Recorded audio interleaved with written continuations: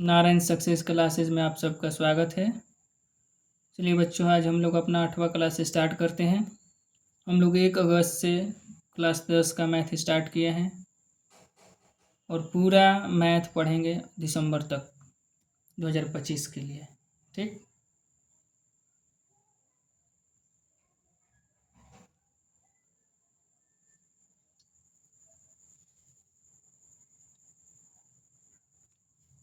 आज हम लोग अपना 8वां क्लास स्टार्ट करते हैं। ठीक है, चलिए हम लोग अपना 8वां क्लास स्टार्ट कर रहे हैं।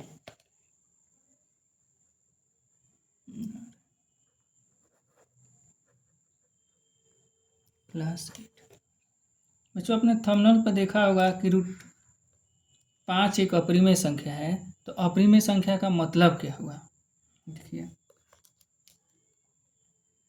चलिए बच्चों देखिए, जैसे हम लिखते हैं कि √4, तो √4 का मतलब क्या हुआ? तो √4 का मतलब हुआ सीधा सीधे इसको लिखेंगे 2 गुना 2, मतलब कि 2 को 2 रूट में एक ही लेकर 2 अंक मिल गया तो इसमें से 2 निकल जाता है, तो 2। √9 का मतलब हुआ 3 गुना 3, 2 को एक ही लेखा मिल गया तो निकल जाएगा बाहर 3। ठीक, अगर हम 16 को लिखेंगे तो 16 को लिखते हैं तोड़ के 2 गुना 2 गुना 2 गुना 2, तो 2 को 2 2 को 2। देखिए इसका जोड़ा यहाँ पे मिल गया, एक लेखा 2 को एक लेखा 2 को, तो इसमें से एक 2, इसमें से एक 2, तो 2 दूनी 4। ठीक, तो ये सब कौन संख्या है? ये परिमेय संख्या है। ये कौन संख्या है? परिमेय संख्या। ये कौन संख्या है? परिमेय संख्या। ठीक, ये कौन संख्या है? परिमेय संख्या। कैसे परिमेय संख्या है? तो परिमेय संख्या है इसलिए है कि इसको बाटा में क्या लिख सकते हैं? 1, इसको बाटा में क्या लिख सकते हैं? 1, इसको बाटा में क्या लिख सकते हैं? 1। ऊपर नीचे हो गया, ऊपर नीचे हो गया तो क्या हो गया? परिमेय संख्या। लेकिन हम √5 का जब मान निकालेंगे हम लोग, तो देखिए 5 का वर्गमूल हम लोग निकालते हैं ऐसे, 2 से जाएगा, 2 दूनी 4, 2 2 4, 1 दशमलव देंगे तो 00, 2 बार में जाएगा, तो √5 का मान 2.2, 2 दूनी 4, 4 दूनी 8, 16 हो जाएगा, 2 2 4 4, ऑटोमेटिक 2 0 बैठ जाएगा। ठीक, 4 4 का 16, 3 से जाएगा, तो 2.3 ऐसे ऐसे करके अनंत तक ले चल जाएगा। ये इसका माने कहीं नहीं रुकेगा।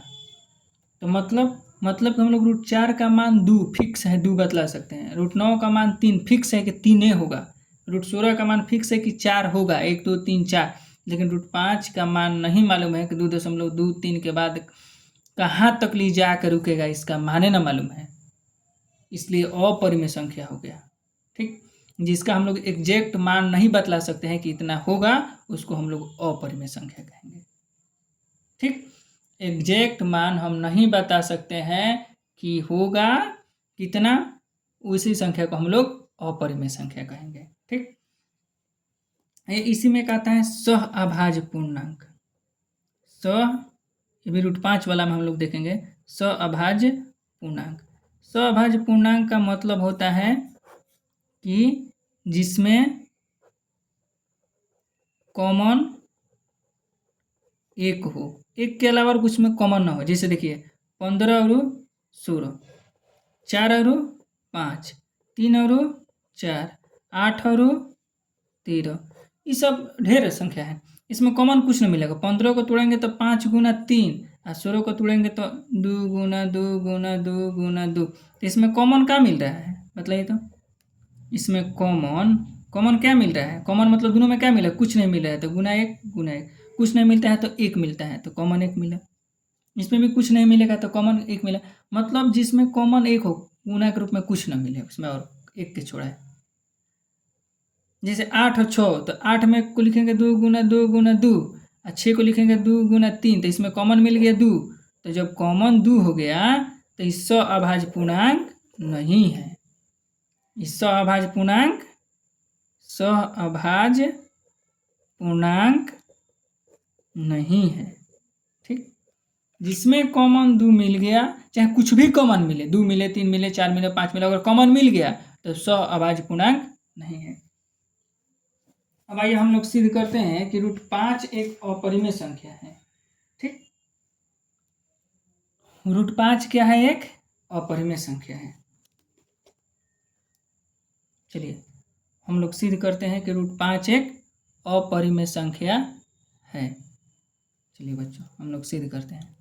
ठीक, आइए इसको हम लोग ऐसे तो रूट अपरिमेय संख्या का मतलब क्या हुआ आपको पता होगा, जिसका मान हम लोग एग्जैक्ट नहीं बतला सकते हैं कि इतना होगा, तो उसको हम लोग अपरिमेय संख्या कहते हैं। प्रश्न है कि सिद्ध करे कि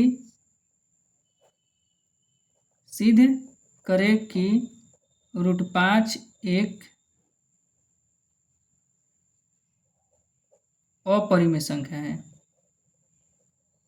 अपरिमेय संख्या है। ठीक, आइए हम लोग इसको सिद्ध करते हैं कि √5 एक अपरिमेय संख्या है। तो सबसे पहले हम लोग क्या करेंगे, यहाँ पर हल लिखेंगे। ठीक, उसके बाद लिखेंगे, क्या लिखेंगे हम लोग? चलिए हम लोग देखते, माना कि इसका उल्टा मान लेते हैं, परिमेय मान लेते हैं इसको, परिमेय मान कर चलते हैं।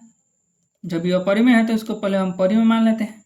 माना कि √5 एक परिमेय संख्या है। √5 एक क्या है? परिमेय संख्या है। तो जब √5 एक परिमेय संख्या है तो √5 को हम लोग क्या लिख सकते हैं? P/Q के रूप में।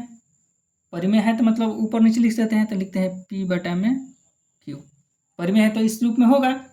अच्छा, P का मान कुछ भी हो सकता है, Q का मान कुछ भी हो सकता है। लिखेंगे कि जहाँ P और Q सहअभाज्य पूर्णांक है, सहअभाज्य पूर्णांक है तथा Q बराबर नहीं है 0 के। देखिए सहअभाज्य पूर्णांक कैसे है, तो P और Q में कुछ कॉमन मिलेगा? न मिलेगा, मतलब कॉमन क्या है? एक है। कुछ न मिलेगा तो गुना में एक, गुना में एक, दोनों में कॉमन एक मिलेगा। जब कुछ कॉमन नहीं मिलता है तो क्या मिलता है? एक। और जब एक कॉमन मिलता है तो कौन पूर्णांक होता है? वो सहअभाज्य पूर्णांक होता है। अभी हम लोग आपको पढ़ाए हैं ऊपर कि सहअभाज्य पूर्णांक मतलब जिसमें कॉमन एक हो।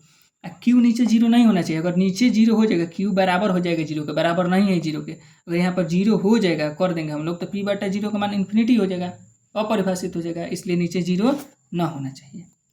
ठीक, अब आइए देखिए Q का है भागा में, इधर आएगा तो गुना में, तो √5 Q बराबर P।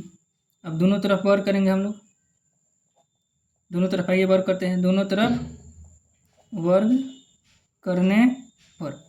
ठीक, तो √5 Q अलग है, इसका इसे स्क्वायर, P का स्क्वायर। ठीक, तो देखिए √5 का स्क्वायर, तो कोई भी चीज़ रूट में रहता है उसका स्क्वायर करते हैं तो रूट उस पर हट जाता है, तो 5 बचेगा। Q का स्क्वायर करेंगे तो Q स्क्वायर। ठीक, P का स्क्वायर यहाँ पर P स्क्वायर होगा। अब देखिए P स्क्वायर क्या कह रहा है? Q स्क्वायर से हम तुम्हारे 5 गुना है, 5 गुना में है तो इधर आएगा तो भागा में, तभी तो इसका बराबर है ना। इसका मतलब 5 गुना में है तो इधर आएगा तो भागा में। जैसे 5 भागा में आएगा, इसका मतलब 5 किसको काट रहा है? P स्क्वायर को काट रहा है। 5 कौन सा संख्या है? अभाज्य संख्या है। 5 कौन सा संख्या है? अभाज्य संख्या है। 5 किसको काट रहा है? ठीक, P स्क्वायर को काट रहा है। कैसे पता चल रहा है? तो 5 यहाँ पर गुना में है तो इधर आएगा तो भागा में होगा, भागा में होगा, इसका मतलब क्या होगा? P स्क्वायर को 5 काटेगा तभी तो इसके बराबर है। अच्छा, तो हम लोग क्या लिखेंगे यहाँ पर? आइए तो हम लोग यहाँ पर लिखते हैं, देखिए यहाँ पर क्या लिखेंगे कि 5 किसको काट रहा है?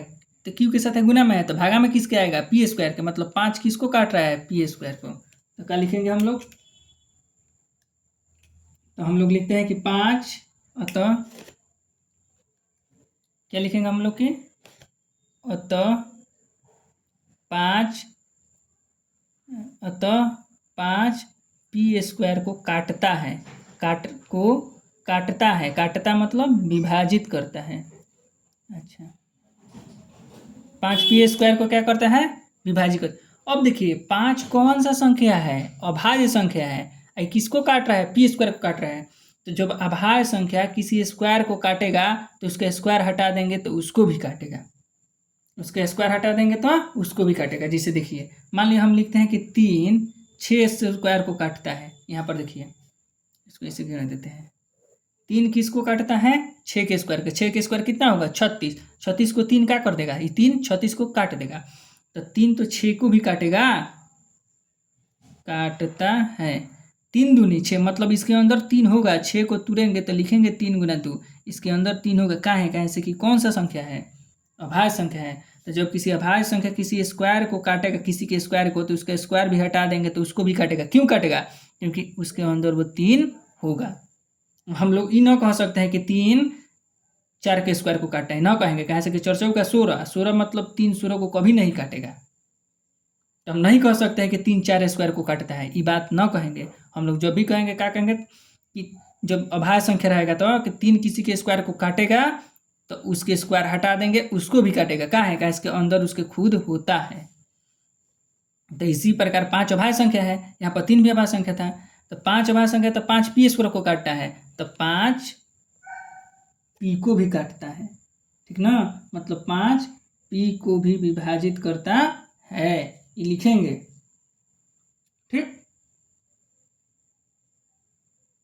5 पी को भी विभाजित करता है। कहाँ कर रहे हैं, समझ में आया कि जब कोई अभाज्य संख्या, 3 अभाज्य संख्या है, किसी की संख्या के स्क्वायर को काटता है तो उसके स्क्वायर हटा देंगे तो उसको भी काटेगा। क्यों काटेगा, कैसे कि अभाज्य संख्या उस संख्या के अंदर होता है। तो 5 भी पी के अंदर है तभी इसके स्क्वायर को काटा। यहाँ पर देखिए 3 4 में नहीं है तो 4 के स्क्वायर को नहीं काटा। 4 को तुरेंगे तो 3 नहीं होगा, 4 को तुरेंगे तो 2 गुना 2 होगा, तो 2 तो 3 नहीं आया, तो इसलिए इसके स्क्वायर को नहीं काटा। और जैसे इसके स्क्वायर को काटा इसका मतलब उसके अंदर वो है। देखिए 6 को तुरे तो इसमें 3 आया। अच्छा अभी बताइए 5 पी को विभाजित करता है तो कितने बार में ले गया, 5 पी को कितने बार में काटा, हम लोग को ना पता है। ये तो हम लोग को नहीं पता है कि 5 पी को कितने बार में काटा, ठीक। आइए अब हम लोग आपको हम बतलाते हैं। हम कह रहे हैं कि 4 8 को काटता है, 4 क्या करता है, 8 को काटता है। तो क बार में काटता है, तो क्या करेंगे, 8 से इसे 4 में भाग देंगे। 4 दूना 8, कितने बार में काटा, 2 बार में काटा। तो ऐसे ही 5 को पी कितने बार में काटा, मान लीजिए पी है, इसमें कितने भाग दे रहे हैं, 5 से। 5 पी को विभाजित करते हैं, मतलब पी को काटता है, मतलब 4 8 को काटता है तो उसमें 8 में 4 से भाग देंगे। तो 5 पी को काटना है तो पी में 5 से भाग देंगे। को बार में जाएगा नहीं मालूम है, मान लेंगे के बार में जाएगा। कितने बार में जाएगा, ये के बार में चल जाएगा। तो बाहर बाहर में क्या होता है, के बार में जाएगा तो पी आएगा, मान लेते हैं, माना ये के बार में जाएगा। तो पी जैसे 8 बराबर क्या लिखते हैं, बाहर बाहर से गुना 4 दूना 8, ऐसे ही पी बराबर क्या लेंगे, बाहर बाहर से गुना, तो पी बराबर 5 के। ये जो किया है ना इसी को लिखेंगे, 5 है ना इसी को, इसी से भाग देंगे तो क्या लिखेंगे, तो हम लोग इसको क्या लिखेंगे कि माना कि पी बराबर 5 के, जहाँ के एक पूर्णांक है, या कोई पूर्णांक आएगा, पूर्णांक मतलब 1 2 3 4, जहाँ के एक पूर्णांक है, साइड में लिख देंगे।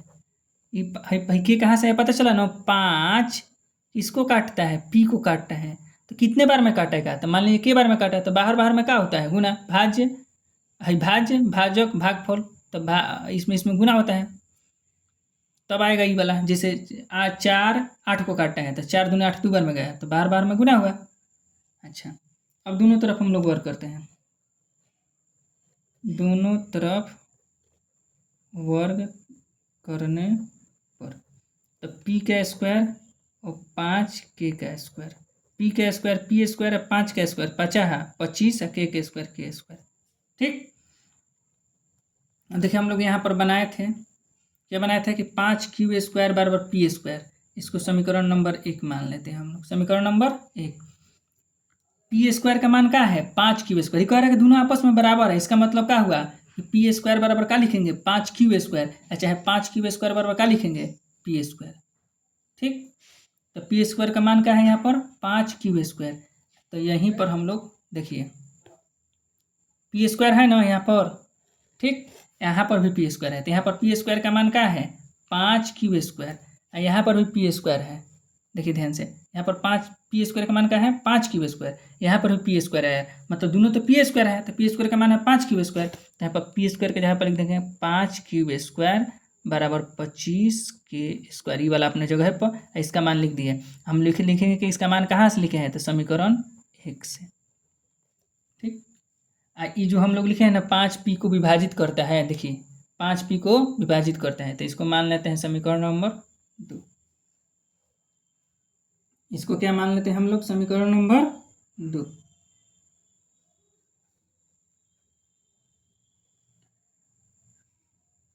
आप देखिए p² का मान हम लोग यहाँ से रख दिए, यहाँ से p² का मान यहाँ से हम रखते हैं p² का मान यहाँ पर। अब देखिए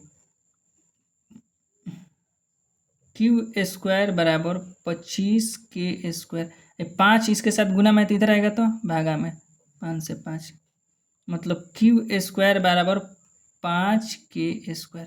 यहाँ से देखिए 5 इसके साथ गुना में तो इधर आएगा तो भागा में आने का मतलब ये 2 है सब, ठीक ना, मतलब पावर वाला 2 है। इसका मतलब 5 किसको काटेगा, भागा में आएगा तो q² को, तो लिखेंगे कि अतः 5q² को काटता है। जब 5q² को काटेगा तो 5 तो अभी समझाए हम कि अभाज्य संख्या है, तो 5q को भी काटेगा, ये 2 है 2, 5q को भी काटता है। इसको मान लेते हैं हम लोग समीकरण नंबर 3। अब देखिए 5q को काटता है, इसका मतलब उसके अंदर 5 है। यहाँ पर बताया ना कि 3 6² को काटता है, इसका मतलब 3 6 को काटा है, इसका मतलब 3 6 के अंदर क्या है 3 है। 5q को काटता है, इसका मतलब 5q को काटेगा, कितने बार में काटेगा, इसका मतलब q को तोड़ेंगे तो उसमें 5 आएगा। यहाँ पर भी 5 किसको काटता है, p को काटता है। देखिए 5 किसको काटता है, p को विभाजित करता है, मतलब 5 p के अंदर है और q के अंदर भी 5 है। तो हम लोग लिखेंगे कि समीकरण 2 और 3 से निष्कर्ष निकलता है कि p और q में उभयनिष्ठ का मतलब होता है कॉमन। उभयनिष्ठ का मतलब क्या होता है, कॉमन। उभयनिष्ठ p और q में उभयनिष्ठ गुणनखंड मतलब गुना के रूप में। समीकरण 2 और 3 से का निष्कर्ष निकलता है कि p और q में उभयनिष्ठ गुणनखंडन कितना मिल रहा है, q किसको काटता है, q को कौन काट रहा है 5, p को भी कौन काट रहा है 5, मतलब p में भी 5 है और q में भी 5 है, तो दोनों में 5 है तो दोनों में कॉमन क्या मिलेगा 5। तो निष्कर्ष निकलता है कि p और q में उभयनिष्ठ गुणनखंडन 5 है, जो हमारी मान्यता के विपरीत है, जो हमारी मान्यता के विपरीत है। कैसे हमारी मान्यता के विपरीत है, तो हम लोग माने थे कि p और q का p सहभाज्य संख्या है, सहभाज्य का मतलब क्या होता है कॉमन 1 होना चाहिए, कॉमन यहाँ पर क्या आ गया 5 आ गया, तो हमारी विपरीत हो गया, अतः हमारी मान्यता क्या है गलत है। अतः हमारी मान्यता गलत है। जब हमारी मान्यता गलत है तो हम लोग क्या माने थे कि √5 एक परिमेय संख्या है, तो हमारी मान्यता गलत हो गया, इसलिए √5 एक परिमेय न होकर अब कौन संख्या है, अपरिमेय संख्या है। √5 एक अपरिमेय संख्या, ठीक। अब आप लोग इसको अच्छा से पूरा उतार लीजिए।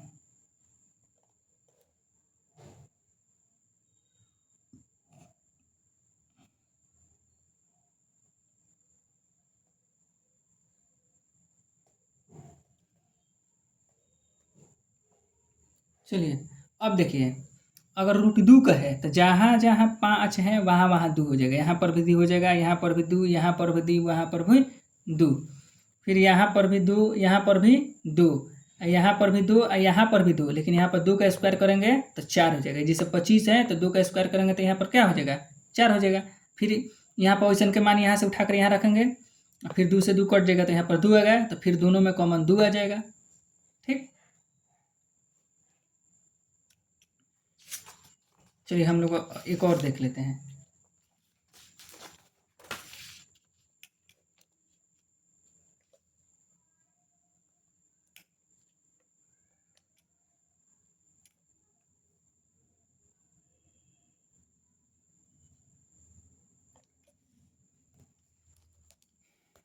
इसी प्रकार सेम इसी प्रकार एक और हम लोग देख लेते हैं। ठीक,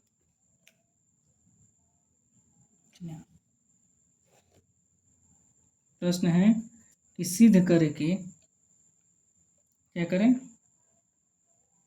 सिद्ध करे कि √2 एक अपरिमेय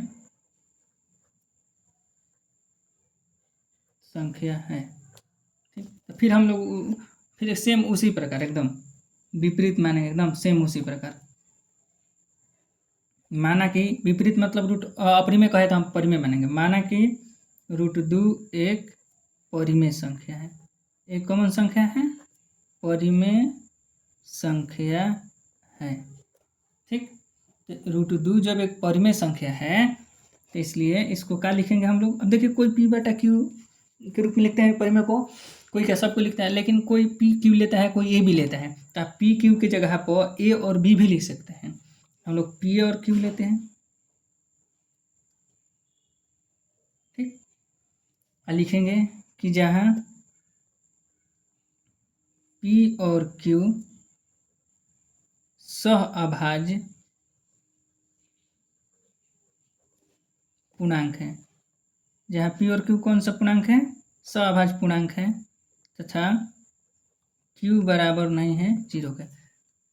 हम लोग अभी देखे हैं कुछ देर पहले कि सहअभाज्य पूर्णांक का मतलब जिसमें कॉमन एक मिले और कुछ कॉमन न मिले। चलिए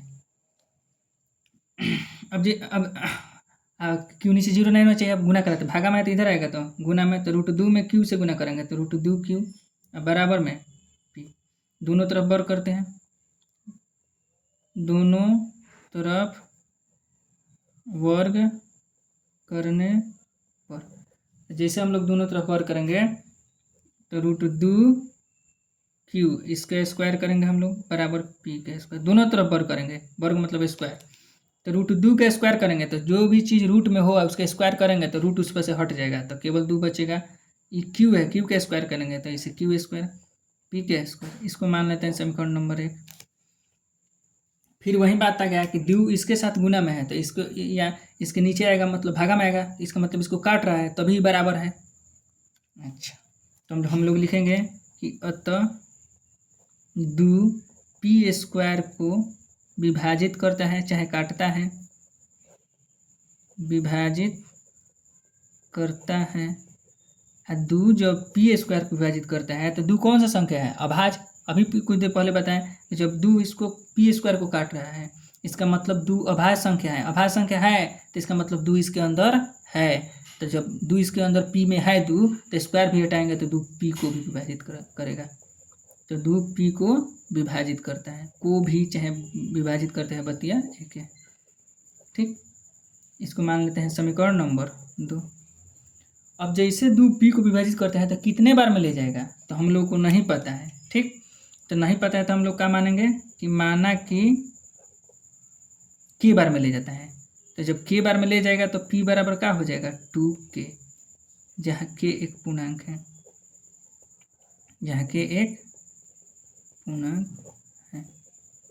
देखिए ये रफ समझा रहे हैं ऐसे, जैसे कि p को 2 कितने बार में काटेगा नहीं मालूम है तो मान लेते हैं कि k बार में काटेगा, k बार में काटेगा तो p आ जाएगा, मान लेते हैं इसको माना, तो बाहर बाहर में गुना कराएंगे, p बीच वाला को कैसे लिखते हैं तो बाहर से क्या कराते हैं गुना, तो 2 में k से गुना करेंगे तो 2k मतलब p बराबर 2k, k एक पूर्णांक है, k की जगह पे यहाँ पर 1 2 3 4 5 यही पूछाएगा तो उसको क्या कहते हैं, पूर्णांक कहते हैं।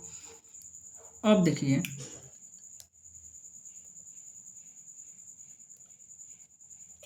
चलिए दोनों तरफ वर्ग करिए, दोनों तरफ वर्ग करने पर, तो जैसे दोनों तरफ हम लोग वर्ग करेंगे तो पी का स्क्वायर बराबर 2k का स्क्वायर, तो पी का स्क्वायर पी स्क्वायर और 2 का स्क्वायर 2 दूनी 4 और के स्क्वायर के स्क्वायर, 2 का स्क्वायर कितना हो जाएगा 4। और पी स्क्वायर का मान यहाँ पर कितना है, देखिए पी स्क्वायर बराबर क्या लिखे हम लोग 2q स्क्वायर, यही तो इधर से इधर लिखे चाहे इधर से इधर लिखे हैं, तो पी स्क्वायर की जगह पर हम लोग क्या लिखेंगे 2q स्क्वायर बराबर 4k स्क्वायर। कहाँ से हम लोग लिखे हैं, समीकरण 1 से। मानवा इसका मानवा यहाँ पर कहाँ से हम लोग लिखे हैं, समीकरण 1 से लिखे हैं। तो 2 दूनी 4 ऐसे भी कटा सकते हैं आप, 2 दूनी 4 कट गया इससे, तो यहाँ पर क्या बचा क्यू स्क्वायर बचा, यहाँ पर क्या बचा 2k स्क्वायर, यहाँ पर क्या हुआ 2k स्क्वायर। अब फिर से देखिए कि 2 अब के पर इधर आएगा, गुना में इधर तो भगा में आएगा इधर, तो इधर मतलब किसको काटेगा क्यू स्क्वायर को, तभी बराबर है काटेगा तभी। तो हम लोग लिखेंगे कि अतः 2q स्क्वायर को विभाजित करता है, चाहे काटता है, विभाजित करता है। तो फिर 2 अभाज्य संख्या है तो क्यू स्क्वायर को काटेगा, जैसे ही क्यू स्क्वायर को काटा इसका अभाज्य संख्या है तो 2q को भी काटेगा, तो 2q को विभाजित करता है, इसको मानिए समीकरण नंबर 3। अब देखिए 2 में क्या है कि 2 किसको काटता है p को, मतलब p में 2 है, और 2 किसको काटता है q को, मतलब कि q में 2 है, तो p और q में दोनों में क्या मिल गया 2 मिल गया, मतलब दोनों में कॉमन क्या मिला 2। तो हम लोग लिखेंगे यहाँ पर, ठीक, इस समीकरण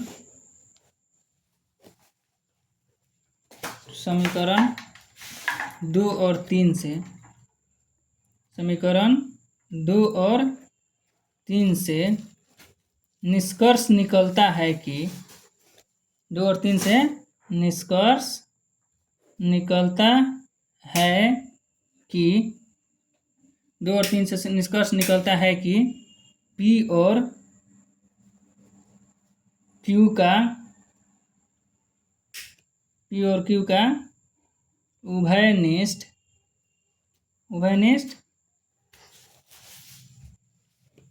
गुणनखंड, देखिए P में भी क्या कॉमन मिला है 2 मिला है, P में कॉमन क्या मिला है, देखिए P में क्या है 2 है तभी 2 इसको 2 काट रहा है, Q में भी क्या है 2 है तभी इसको 2 काट रहा है, तो दोनों में 2 कॉमन मिल रहा है, दोनों में P और Q में दोनों में 2 है, 2 इसको काट रहा है तब, तो P और Q में भी गुणनखंड कितना है 2 है, जो हमारी मान्यता के विपरीत है। कैसे हमारी मान्यता के विपरीत है, तो हम लोग क्या माने थे कि P और Q कौन संख्या है सअभाज्य पूर्णांक है, सअभाज्य पूर्णांक का मतलब कॉमन क्या मिलना चाहिए 1, लेकिन कॉमन क्या मिल गया उभयनिष्ठ गुणनखंड, मतलब उभयनिष्ठ कॉमन का हिंदी होता है, तो कॉमन क्या मिल गया 2, इसका मतलब क्या हुआ हम लोग 1 माने थे 2 आ गया, तो हमारी मान्यता क्या हो गया विपरीत हो गया। अतः हमारी मान्यता गलत है, इसलिए √2 एक अपरिमेय संख्या है, √2 एक क्या है अपरिमेय संख्या है, और √2 एक अपरिमेय संख्या है, ठीक। अब आप लोग इसी पर √3 भी और √7 भी, चाहे कोई भी √3 √7 इस तरह, चाहे √11 चाहे √13 चाहे √17, इसे कोई भी संख्या हो अपरिमेय आप इस पर निकाल सकते हैं। अब √3 कैसे निकालेंगे, तो जहाँ जहाँ 2 है वहाँ वहाँ क्या लिख देंगे 3, जहाँ जहाँ 2 है वहाँ वहाँ 3 लिखेंगे, यहाँ भी 3 लिखेंगे, ठीक। 3 का स्क्वायर करेंगे तो यहाँ पर 2 का स्क्वायर 4 आया है, तो 3 का स्क्वायर करेंगे तो 9 आएगा, फिर इसी प्रकार यहाँ पर 9 हो जाएगा, फिर इसी का P स्क्वायर का मान यहाँ पर रखेंगे, यहाँ से तो 2q स्क्वायर है तो उस समय यहाँ पर 3 रहेगा तो 3q स्क्वायर आ जाएगा, फिर 3 से 3 कट जाएगा, फिर इससे जैसे गुणनखंडन में यहाँ पर 2 कॉमन आ रहा है, उससे अगर √3 रहेगा सीधी करने में तो 3 कॉमन आएगा, तो आप लोग 3 और 7 कम से कम 2 और बना लीजिएगा, ठीक। √2 और √5 हो गया, आप लोग 3 और 7 कम से कम एक और बना लीजिएगा। चलिए हम लोग क्लास को यहीं पर ख़त्म करते हैं।